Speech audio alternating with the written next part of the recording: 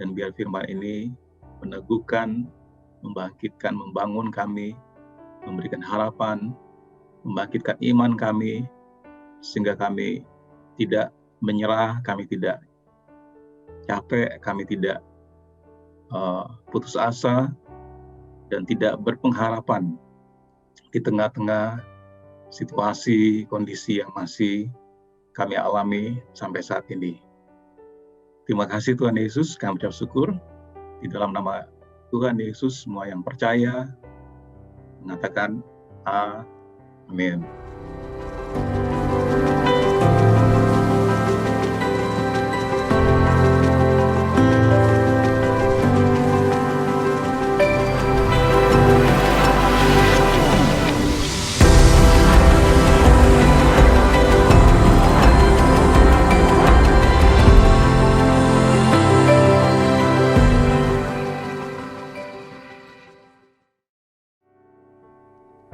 Selamat pagi Bapak Ibu Saudara semua.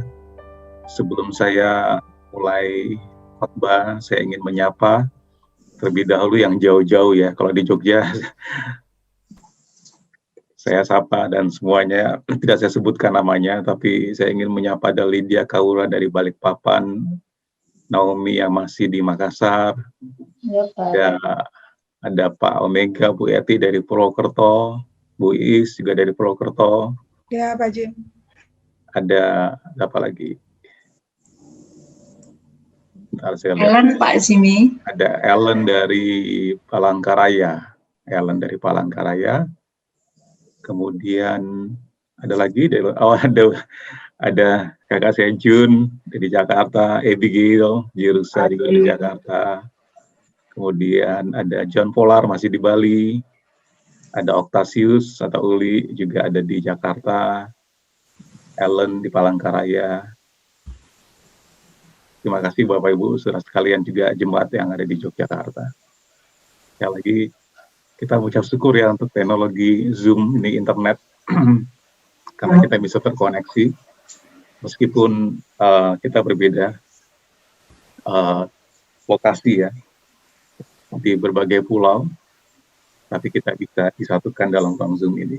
Tentu saja ibadah online seperti ini tidak bisa menggantikan ibadah secara luring ya atau luar jaringan.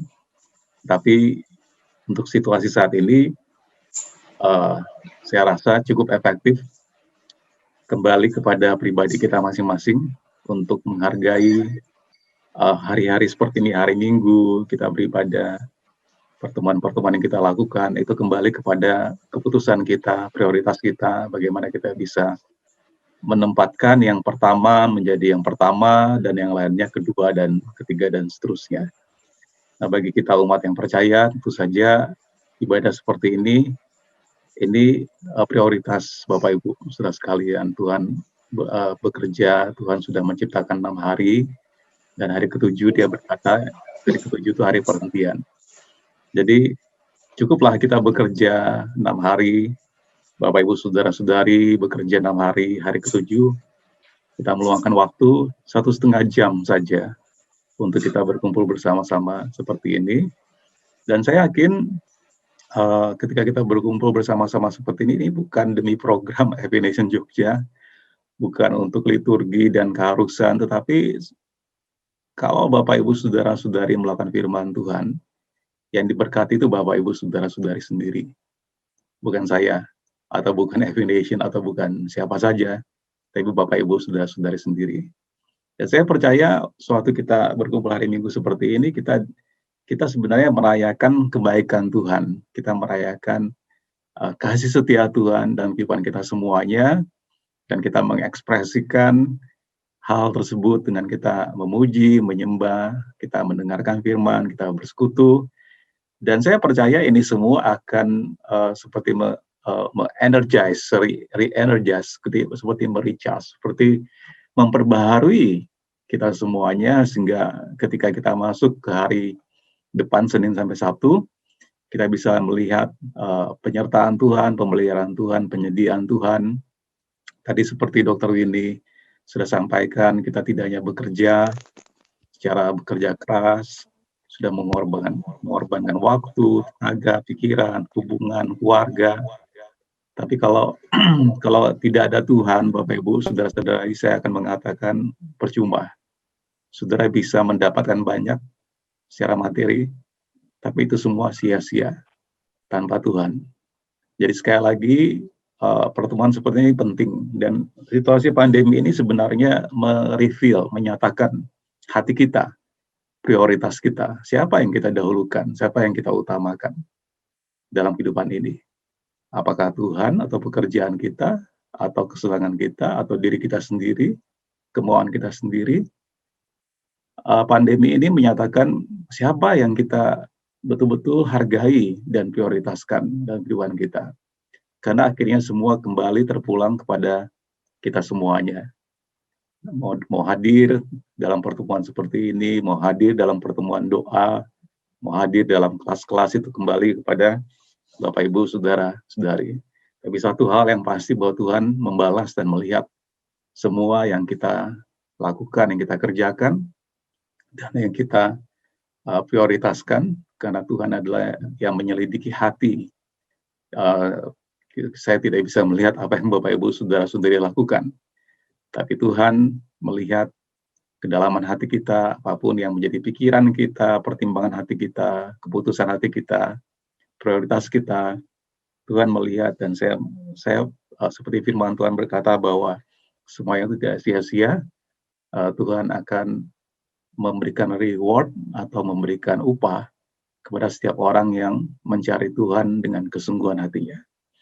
Jadi begitu Bapak, Ibu, Saudara sekalian, saya akan mulai share screen saya, dan hari ini kita masuk kepada minggu ketiga dari seri khotbah Awesome God. Seri khotbah Awesome God ini selama 6 minggu, selama 6 minggu ya. Dan hari ini kita masuk kepada minggu ketiga. Jadi minggu pertama serial khotbah Awesome God, kita belajar bagaimana yang ingin kita capai dalam seri khotbah Awesome God ini adalah kita akan melihat kebesaran Tuhan, atribut Tuhan yang dinyatakan dalam perjumpaannya dengan baik pria maupun wanita di dalam Alkitab kita, di dalam Perjanjian Lama khususnya. Kita belajar 2 minggu lalu bagaimana Tuhan menyatakan dirinya kepada Musa, dan dia menyatakan namanya, atributnya, ketika Musa bertanya, siapa engkau Tuhan? Ketika orang Israel yang engkau mengutus aku untuk mengeluarkan mereka dari Mesir bertanya, siapa engkau Tuhan? Dan Tuhan mengatakan kepada Musa, I am the great I am, aku adalah aku. Tuhan adalah Tuhan. Ya, maksudnya apa Bapak, Ibu, Saudara sekalian? Tuhan adalah Tuhan berarti bahwa Tuhan akan menjadi seperti yang Bapak, Ibu, Saudara-saudari inginkan dia menjadi seperti apa. Tuhan akan menjadi seperti apa yang Bapak, Ibu, Saudara-saudari butuhkan. Ya. Ketika Tuhan menyatakan dirinya kepada Musa, I am the great I am, aku adalah aku. Dan kita melihat bagaimana Tuhan menyatakan dirinya, kalau kita pelajari Perjanjian Lama, dalam berbagai kesempatan dan kejadian, Tuhan menyatakan dirinya. Ya, kita lihat seperti waktu Abraham ingin mengorbankan Ishak di atas Bukit Moria, di Gunung Moria. Dan kemudian Tuhan melihat hati Abraham dan berkata, jangan dikorbankan Ishak karena aku sudah melihat hatimu. Lalu Tuhan menggantikan korban itu dengan seekor domba jantan. Dan di situ Tuhan menyatakan namanya kepada Abraham, aku adalah Tuhan penyediamu. I am your provider, Jehovah Jireh, Tuhan penyedia. Di berbagai kesempatan yang lain lagi, kemudian Tuhan menyatakan dirinya sebagai Tuhan penyembuh, Jehovah Rafa. Dia menyatakan dirinya sebagai Jehovah Nisi, Tuhan adalah panji-panji kita. Minggu lalu dia yang menyatakan dirinya kepada Daniel, ketika Daniel bersembunyi karena ketakutan terhadap orang Midian sebagai Jehovah Shalom, Tuhan adalah damai sejahteraku. Dan hari ini Bapak Ibu kita akan mempelajari atribut Tuhan yang lain ketika dia menyatakan dirinya kepada Hagar ya sebagai El Roi, the Lord who sees, atau Tuhan yang melihat. Jadi ketika Tuhan menyatakan dirinya kepada Musa, I am the great I am, aku adalah aku, Tuhan akan menjadi seperti yang apa Bapak Ibu Saudara inginkan atau harapkan atau butuhkan untuk situasi kondisi di mana Bapak Ibu Saudara-saudari berada saat itu. Nah, pada hari ini kita akan belajar bahwa Tuhan menyatakan dirinya sebagai Tuhan yang melihat. Di akhir seri khotbah ini, selama 6 minggu, kita akan melihat, kita akan memiliki pemahaman yang lebih dalam tujuan yang kita ingin capai dari seri khotbah The Awesome God. Ini yang menjadi tema kita untuk 2021. Tahun 2021 adalah tahun Awesome God, Tuhan Allah yang dahsyat atau yang luar biasa atau Allah yang mempesona.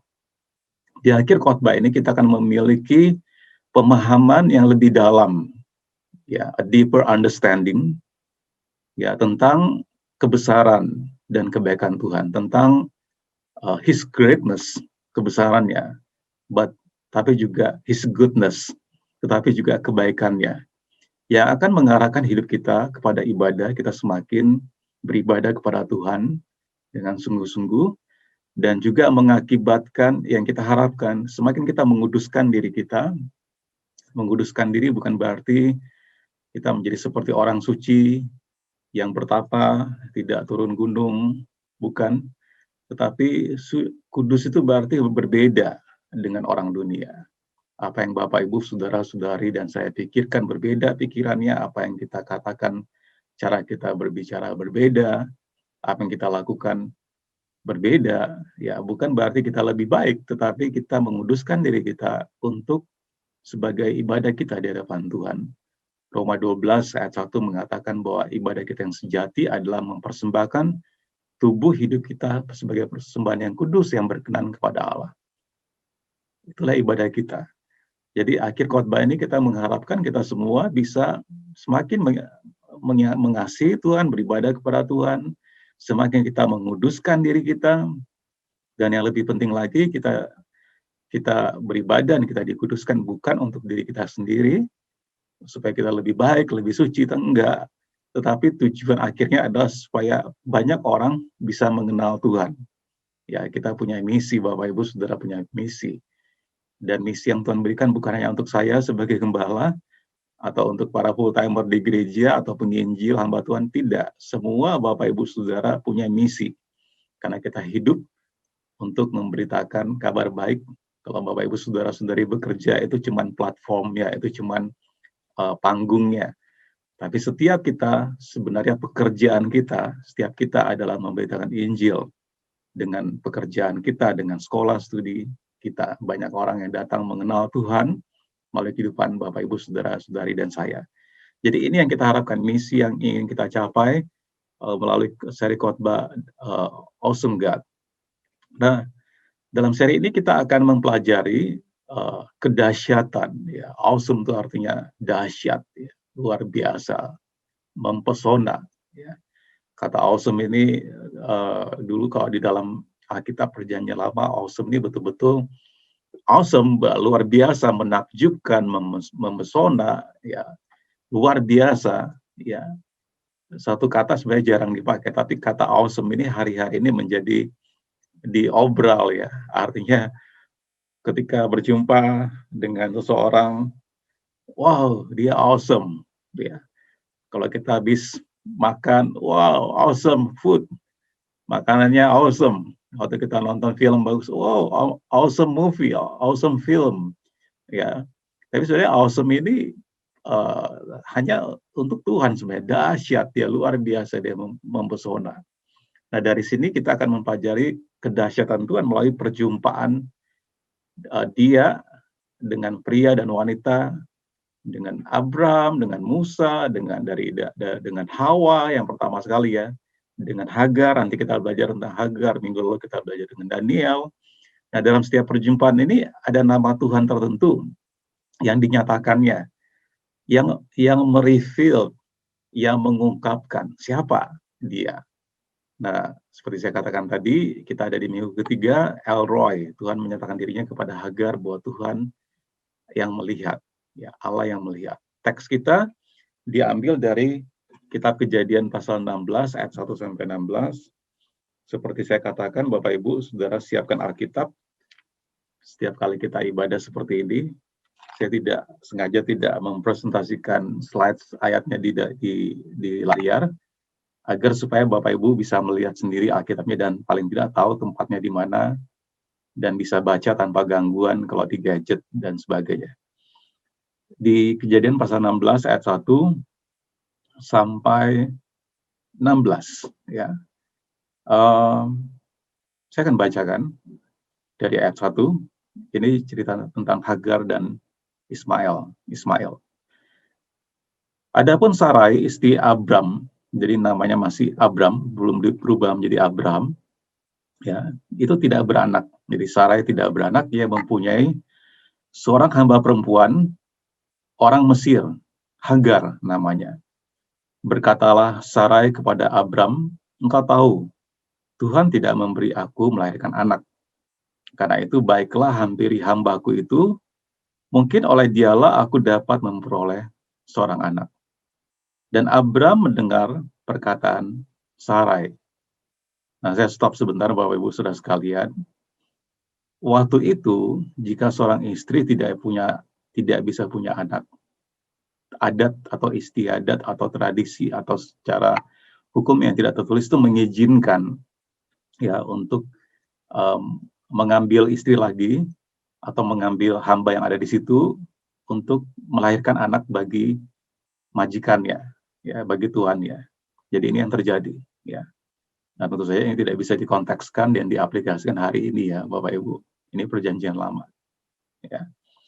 Nah, pasal 3 dikatakan, jadi Sarai, istri Abram itu mengambil Hagar, hambanya orang Mesir itu, yakni ketika Abram telah 10 tahun tinggal di tanah Kanaan, lalu memberikannya kepada Abram, suaminya, untuk menjadi istrinya. Ya, Abram menghampiri Hagar. Menghampiri ini dalam artinya bersetubuh, ya, menghampiri Hagar, lalu mengandunglah perempuan itu. Ketika Hagar tahu bahwa ia mengandung, maka ia memandang rendah akan nyonyanya itu. Lalu berkatalah Sarai kepada Abram, penghinaan yang kuderita ini adalah tanggung jawabmu. Akulah yang memberikan hambaku ke pangkuanmu, tapi baru saja ia tahu bahwa ia mengandung, ia memandang rendah akan aku. Tuhan kiranya yang menjadi hakim antara aku dan engkau. Saya stop lagi sebentar Bapak Ibu. Mohon maaf. Menurut saya wanita ini susah dimengerti ya. Ini kan sarannya Sarai. Tapi kemudian ada masalah, lalu Sarai seperti mempersalahkan Abram. Ya. Makanya para suami dipanggil untuk mengasihi istrinya, bukan mengerti istrinya. Ya, para laki-laki yang calon suami, saudara harus belajar untuk mengasihi istri, bukan mengerti istri. Karena yang namanya makhluk wanita ini kita tidak pernah mengerti. Ya berarti tidak ya, mungkin berarti tidak, mungkin berarti juga ya. Jadi kita tidak bisa mengerti. Ya, tapi mari kita lanjutkan teks kita ayat 6. Tapi kata Abram kepada Sarai, hambamu itu di bawah kekuasaanmu, perbuatlah kepadanya apa yang kau pandang baik. Lalu Sarai menindas Hagar. Menindas ini menganiaya, jadi mengabuse ya. Mengabuse ini bisa secara verbal, kata-kata. Kita tidak tahu juga apakah secara fisik Sarai ini menindas Hagar sehingga Hagar ini lari meninggalkannya. Nah, lalu malaikat Tuhan menjumpainya dekat suatu mata air di padang gurun, yakni dekat mata air di jalan ke Syur. Katanya, Hagar, hambai Sarai, dari manakah datangmu dan kemanakah pergimu? Saya sekali lagi pause, Bapak Ibu, saya stop sebentar. Saya mau nanya, apakah malaikat ini tidak tahu? Malaikat ini nanti kita akan lihat bahwa ini Tuhan sendiri sebenarnya. Pertanyaannya, apakah Tuhan tidak tahu bahwa Sarah ini dari mana dan mau kemana? Tuhan tahu. Ini persis pertanyaannya Tuhan kepada Adam ketika Adam jatuh dalam dosa. Adam, di manakah engkau? Apakah Tuhan tidak tahu Adam di mana? Sembunyi? Tuhan tahu. Tapi pertanyaannya Tuhan kepada Adam ini menunjukkan hubungan yang sudah tidak dekat lagi, ada jarak karena dosa yang dilakukan oleh Adam. Demikian juga malaikat ini berkata kepada Sarai. Lalu katanya ayat 8, Hagar hamba Sarai, dari manakah datangmu dan kemanakah pergimu? Jawabnya, aku lari meninggalkan Sarai, nyonyaku. Lalu kata malaikat Tuhan itu kepadanya, kembalilah kepada nyonyamu, biarkanlah engkau ditindas di bawah kekuasaannya. Ini tidak gampang ya bagi Hagar untuk kembali ke nyonyanya untuk bekerja, berbakti, dan yang sudah pernah yang menindas dia. Ini traumatik ya sebenarnya bagi Hagar. Lalu ini janji Tuhan. Lalu kata malaikat Tuhan itu kepadanya. Nah, perhatikan Bapak Ibu, kenapa saya bilang itu Tuhan sendiri? Teks kita mengatakan, aku akan membuat sangat banyak keturunanmu. Dari malaikat ini berganti dikatakan aku. Ini berarti Tuhan sendiri yang berbicara. Sama seperti Tuhan berbicara kepada Abraham. Ketika Tuhan mengatakan keturunanmu akan seperti bintang di langit dan seperti pasir di laut. Ini juga janji Tuhan kepada Hagar. Aku akan membuat sangat banyak keturunanmu sehingga tidak dapat dihitung karena banyaknya. Selanjutnya kata malaikat Tuhan itu kepadanya, engkau mengandung dan akan melahirkan seorang anak laki-laki dan akan menamainya Ismail, sebab Tuhan telah mendengar tentang penindasan atasmu itu. Nah, ini Tuhan mendengar. Ya, ini El Roi, Tuhan mendengar. Ya, ini juga sama persis berita yang datang kepada Maria, ibu Yesus, Tuhan Yesus, ya, bahwa engkau akan mengandung anak laki-laki dan engkau akan menamakan dia Yesus. Ya, Immanuel, juru selamat. Sama juga Tuhan datang berbicara kepada Hagar, engkau mengandung dan akan melahirkan seorang anak laki-laki dan akan menamainya Ismail, sebab Tuhan telah mendengar tentang penindasan atasmu itu. Ayat 12, seorang laki-laki yang lakunya seperti keledai liar, demikianlah nanti anak itu tangannya akan melawan tiap-tiap orang, dan tangan tiap-tiap orang akan melawan dia, dan di tempat kediamannya ia akan menentang semua saudaranya. Ya, ini mengacu kepada keturunan Ismail, orang-orang Arab. Ya. Lalu ayat 13 dikatakan, kemudian Hagar menamakan Tuhan yang telah berfirman kepadanya itu dengan sebutan, engkaulah El Roi. Sebab katanya, bukankah di sini kulihat dia yang telah melihat aku? Sebab itu sumur tadi disebutkan orang sumur Lahai Roi, letaknya antara Kadesh dan Beret. Lalu Hagar melahirkan seorang anak laki-laki bagi Abram, dan Abram menamai anak yang dilahirkan Hagar itu Ismail. Abram berumur 86 tahun ketika Hagar melahirkan Ismail baginya. Nah, Bapak Ibu, saudara sekalian, kita sudah membaca teks kita, Kejadian pasal 16 ayat 1 sampai 16. Dari teks ini saya akan menarik 3 poin yang menjadi pelajaran untuk kita, yang kita bisa bawa pulang, poin ini yang bisa kita ingat, yang bisa kita aplikasikan. Yang pertama, Tuhan melihat yang tidak terlihat. God sees the unseen, ya, yang tidak dilihat, yang tidak terlihat. Di ayat 13 dikatakan, kemudian Hagar menamakan Tuhan yang telah berfirman kepadanya itu dengan sebutan, engkaulah El Roi. Sebab katanya, bukankah di sini kulihat dia yang telah melihat aku. Bapak Ibu saudara sekalian, dalam kisah ini kita melihat Abram dan Sarai bertindak dengan cara yang memperlihatkan bahwa mereka tidak sepenuhnya mempercayai Tuhan untuk memenuhi janjinya. Jadi sebenarnya teks yang kita baca tadi memperlihatkan Abram dan Sarai ini nggak percaya pada janji Tuhan, karena ini idenya Sarah. Setelah Tuhan berjanji kepada Abram, Kira-kira 25 tahun tidak terjadi janji itu, lalu mereka berupaya dengan kekuatan sendiri agar punya keturunan, dan lahirlah ide tadi. Sarah memberikan ide kepada Abram untuk mengambil Hagar, uh, uh, pelayannya, sebagai istrinya.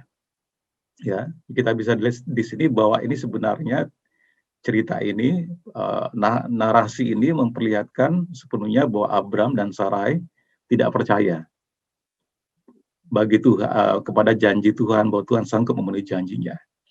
Tapi dalam banyak hal ini juga cerita tentang ketidaksetiaan Abraham dan Sarai kepada Tuhan. Tapi kita melihat nanti dalam perikop ini, kesetiaan Tuhan itu tidak berlanjut. Kesetiaan Tuhan itu tetap berlanjut meskipun Abraham dan Sarah tidak setia kepada Tuhan. Ya, tapi kesetiaan Tuhan kepada Abraham dan Sarah tidak berubah, tetap berlanjut. Ya, dan yang lebih luar biasa lagi di sini juga kesetiaan Tuhan kepada Hagar, orang Mesir ini, seorang hamba wanita yang menjadi korban. Hagar sendiri menjadi korban ketidaksetiaan Abraham dan Sarai.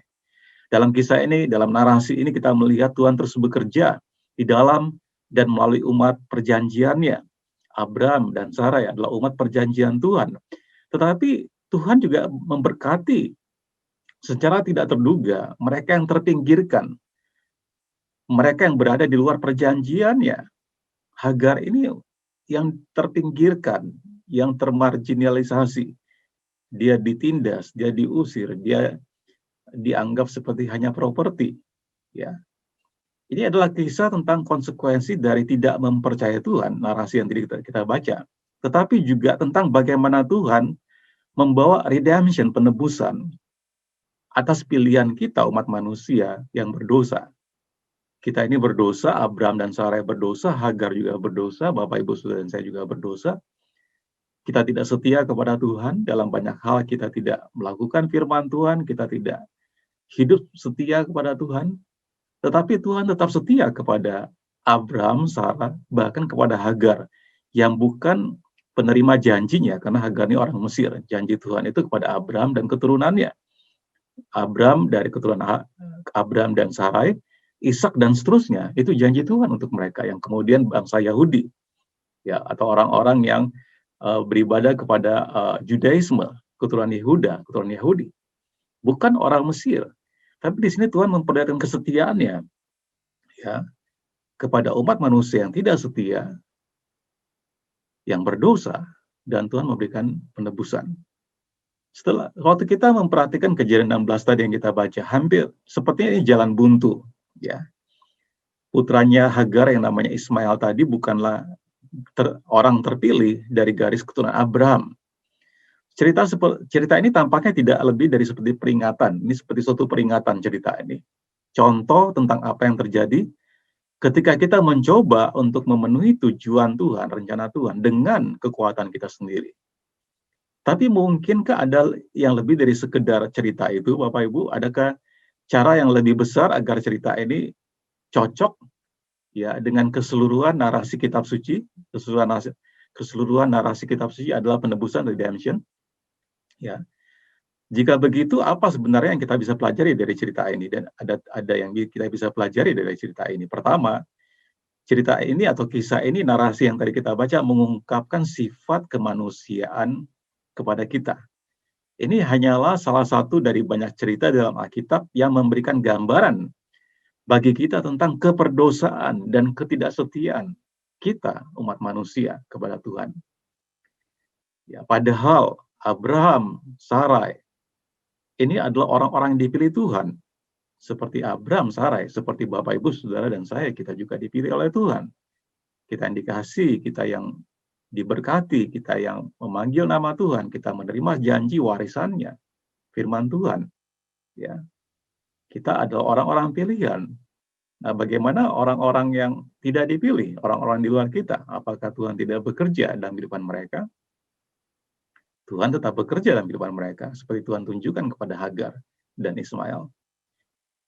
Ya, kita harus melihat dalam narasi tadi, Bapak Ibu, kita menemukan ketidakpercayaan kepada Tuhan. Kita menemukan ketidaksetiaan manusia kepada Tuhan. Bahkan di 16 ayat yang kita baca, kita melihat eksploitasi seksual. Ya. Kita melihat perselisihan dalam perkawinan. Hagar, Abram dan Sarai bertengkar. Perselisihan dalam perkawinan. Ada kecemburuan. Ya. Ada ketamakan. Dan ada pelecehan, ada penindasan, ada abuse. Ya, karena tadi Sarai menindas Hagar. Ya. Kisah ini sangat mendalam, mengingatkan kita tentang bagaimana bobroknya, betapa rusaknya manusia. Abraham, Sarai bukan orang yang sempurna. Sama seperti Bapak, Ibu, Saudara, dan saya. Kita bukan orang yang sempurna. Alkitab berkata kecenderungan hati kita manusia berbuat jahat. Rasul Paulus berkata, aku tahu apa yang baik, tapi bukan apa yang baik yang aku lakukan, apa yang tidak baik yang aku lakukan. Bahkan Rasul Paulus berkata, kita sudah belajar di kitab Roma, celaka aku. Bagaimana kita melihat, Bapak Ibu, kejatuhan, kerusakan, kebobrokan kemanusiaan dari paragraf tadi yang kita baca. Tapi cerita ini juga yang terpenting memberikan kita wawasan dan wahyu tentang karakter Tuhan, siapa dia. Kita tidak hanya diperkenalkan dengan nama barunya, El Roi, atau God who sees, Tuhan yang melihat, tapi kita juga melihat bagaimana belas kasihan Tuhan, His compassion, belas kasihannya dinyatakan kepada orang-orang yang terpinggirkan. Hagar terpinggirkan. Orang-orang yang terlupakan, dilupakan. Ya. Hagar adalah seorang yang terlupakan, yang tidak terlihat. Dan yang sangat mengejutkan, Tuhan tidak hanya melihat Hagar, mencari Hagar dan menemukan Hagar, tetapi dia memanggilnya, dan dia memberikan hidupnya, memberikan tujuan dalam hidupnya. Tuhan bilang kepada Hagar, kembali ke nyonyamu. Dan Tuhan memberikan jaminan, bahkan janji, aku akan memberkati anakmu. Dia akan menjadi banyak, dan seterusnya yang tadi kita sudah baca. Ya. Nah, Bapak Ibu Saudara sekalian, cerita yang kita narasi atau cerita atau paragraf atau perikop yang tadi kita baca, ini penting untuk keseluruhan narasi ya kitab suci Alkitab kita. Karena ini memberikan pola untuk memahami bagaimana Allah berhubungan dengan orang yang terpinggirkan. Orang-orang yang berada di luar perjanjiannya.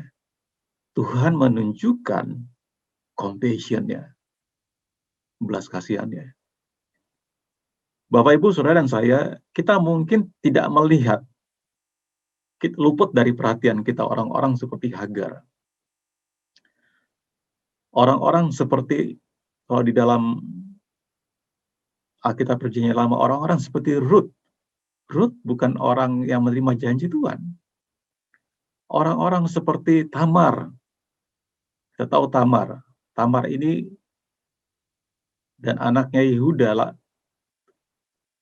Keturunannya, kalau kita baca silsilah Matius pasal 1, bagaimana Tamar ini ditiduri oleh mertuanya. Dan lahir anaknya yang meneruskan keturunan sampai silsilah Tuhan Yesus lahir. Ini orang-orang yang terpinggirkan, orang-orang yang termarginalisasi, yang dilupakan, yang sepertinya mereka tidak merupakan bagian dari janji Tuhan. Kalau kita kontekstualkan hari ini orang-orang di luar sana, Bapak Ibu Saudara sekalian, tidak percaya Tuhan, yang bukan orang Kristen. Orang-orang yang mungkin bahkan menentang gereja, menentang kekristenan, orang-orang yang kita tidak suka. Sesuatu yang membuat kita nggak habis pikir, bagaimana mungkin Tuhan bisa memberikan janjinya, memperhatikan orang-orang seperti Hagar, orang-orang seperti Ruth, Tamar, orang-orang yang nggak diperhatikan. Yang tadi saya katakan, Tuhan melihat yang tidak kelihatan. Dan di sini Hagar menamakan tempat itu El Roi, Tuhan melihat. Poin kedua, Tuhan memanggil kita ke dalam tujuannya. Sama seperti Tuhan memberikan tujuan kepada Hagar, kembalilah kepada nyonyamu. Di ayat 9, biarkanlah engkau ditindas di bawah kekuasaannya. Dan butuh satu kerendahan hati untuk Hagar. menanggapi, merespons perintah Tuhan ini untuk kembali ke Sarai, nyonyanya. Ya. Terus di ayat yang ke-10, lagi kata malaikat Tuhan itu kepadanya. Nah, perhatikan Bapak Ibu, dari malaikat lalu firman-Nya mengatakan, aku, Tuhan sendiri yang datang. Sama seperti itu, malaikat yang datang kepada Abraham ketika ingin menghancurkan Sodom dan Gomora, tapi sebenarnya itu Tuhan sendiri. Dan di sini juga Tuhan sendiri, aku, ini bukan malaikat, ini aku, ini Tuhan akan membuat sangat banyak keturunanmu, sehingga tak dapat dihitung karena banyaknya. Ya. Tuhan memberikan panggilan, poin kita tadi, panggilan, poin kedua kita tadi, maaf, saya kembali dulu ke slide sebelumnya. Poin kedua tadi, Tuhan memanggil kita ke dalam tujuannya, sama seperti Tuhan memanggil Hagar kembali kepada tujuannya. Mungkin ada Bapak Ibu saudara-saudari di sini yang trauma akan panggilan Tuhan. Panggilan Tuhan membuat Bapak Ibu saudara-saudari trauma, tidak mau kembali. Mungkin ini firman Tuhan yang sama untuk Bapak Ibu saudara-saudari yang trauma. Untuk kembali kepada panggilan Tuhan. Kembali kepada rencana Tuhan. Tidak melarikan diri dari rencana Tuhan. Artinya kita semua punya panggilan. Seperti saya bilang tadi, panggilan kita adalah untuk memberitakan Injil. Panggilan kita adalah untuk membawa kemuliaan Tuhan datang sekeliling kita. Panggilan kita adalah untuk membawa berkat. Dan kita bisa lari dari panggilan itu dengan bekerja mungkin lebih keras lagi. Dengan hal-hal yang lain. Tapi jauh di dalam kedalaman hati Bapak Ibu saudara-saudari, Tuhan memanggil saudara-saudari untuk kembali. Sesuatu yang menjadi momok trauma bagi Bapak Ibu saudara-saudari, tapi Tuhan memanggil kembali. Tuhan mengembalikan, karena Tuhan ingin meridim, menebus kembali. Ada rencana yang belum selesai dalam kehidupan Bapak Ibu saudara-saudari. Itu untuk menggenapi panggilannya. Setiap kita hidup, kita punya panggilan Tuhan, kita punya calling yang kita harus genapi. Kita punya peran. Kalau kita hidup ini seperti panggung sandiwara, panggung pertunjukan. Setiap kita punya peran. Dan peran Bapak Ibu saudara-saudari bukan hanya untuk hidup dan melakukan hal-hal yang sifatnya duniawi.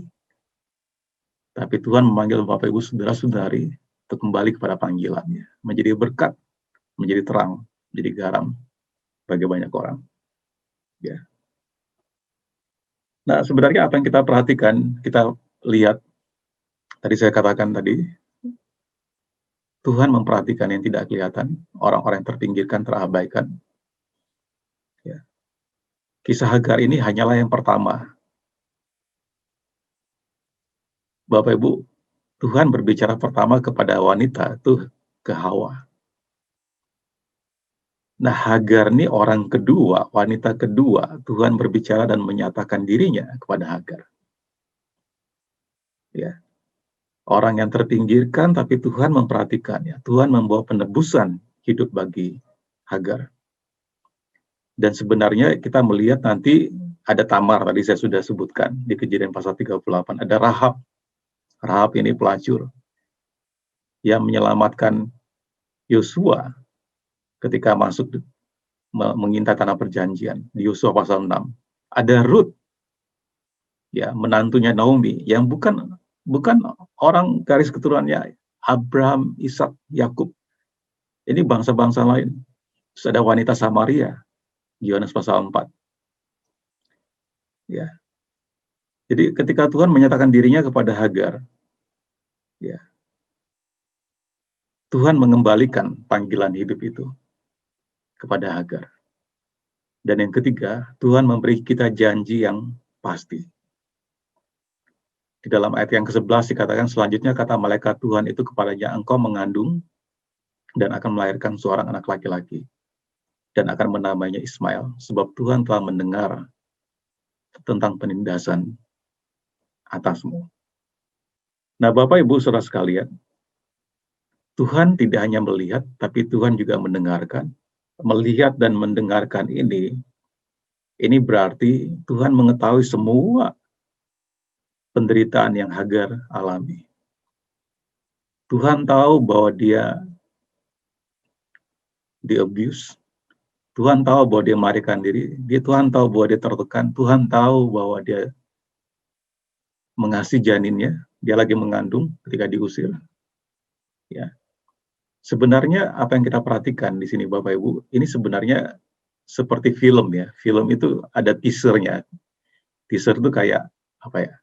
Iklan film gitu loh. Jadi sebelum filmnya diputar, film penuh diputar, ada cuplikan-cuplikan trailernya, teasernya. Ya kayak promotion, nanti filmnya diputar. Nah sebenarnya ini kayak teaser, ini kayak trailer. Apa yang Tuhan tunjukkan kepada Hagar ini trailer, karena nanti puncaknya adalah film sesungguhnya ketika Tuhan Yesus datang ke muka bumi ini. Dan dia naik ke kayu salib. Itu adalah ungkapan kasih terbesar Tuhan kepada umat manusia yang berdosa, yang tidak setia, dan yang seterusnya. Ini sebenarnya narasi awal tentang kemudian klimaksnya dinyatakan dengan kedatangan Tuhan Yesus ke muka bumi ini. Kita baru merayakan Natal, dan mungkin pohon Natal Bapak Ibu Saudara belum dilepas di rumah, masih suasana Natal. Ini adalah teaser awal, trailer awal percakapan Tuhan dengan Hagar, bagaimana belas kasihan yang kemudian nanti dinyatakan ketika Tuhan Yesus datang ke muka bumi ini. Dan dia disalibkan, karena Yohanes 3:16 mengatakan, karena begitu besar kasih Allah akan dunia ini, sehingga ia telah mengaruniakan anaknya yang tunggal, supaya setiap orang yang percaya kepadanya tidak binasa, melainkan beroleh hidup yang kekal.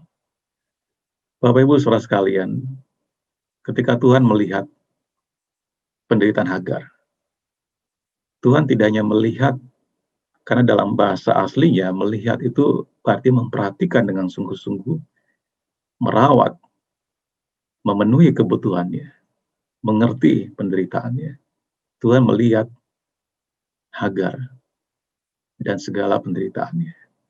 Dan Tuhan memperkenalkan dirinya sebagai Tuhan yang melihat. The Lord who sees, El Roi. Saya berdoa Bapak Ibu Saudara sekalian, saat ini saya tidak tahu apa yang Bapak Ibu Saudara-saudari alami. Penderitaan apa yang Bapak Ibu Saudara-saudari alami akibat pandemi ini. Mungkin kehilangan atau berkurang mata pencaharian secara ekonomi. Mungkin Bapak Ibu Saudara sekalian secara psikis tekanan karena harus bekerja dari rumah, belajar dari rumah, dan berbagai konflik batin. Saya tidak bisa melihat dan mengerti secara detail, spesifik, apa yang Bapak Ibu Saudara-saudari alami hari ini, saat ini. Tapi Tuhan melihat, Tuhan mendengarkan, dan Tuhan mengasihi, menebus, dan mengembalikan rencananya dalam kehidupan Bapak, Ibu, Saudara, dan kita semuanya. Tuhan adalah Tuhan yang mengasihi, Tuhan yang memperhatikan, Tuhan yang panjang sabar. Mari kita berdoa. Tuhan, kami mengucap syukur Tuhan untuk kebenaran firman-Mu. Kami belajar bahwa Engkau Tuhan yang melihat, Tuhan yang mendengarkan, dan Engkau Tuhan yang mengasihi orang-orang yang tidak kami lihat, yang terpinggirkan, yang termarginalisasi, yang tidak dihitung, yang tidak direken. Tapi Engkau mengasihi mereka, sama seperti Engkau mengasihi kami.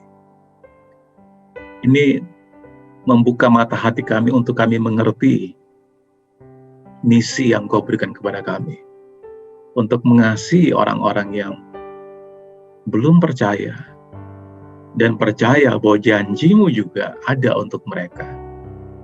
Bahwa Engkau bisa mengembalikan, Engkau bisa membalikkan tujuan hidup mereka, untuk mengenal Engkau, untuk mengasihi.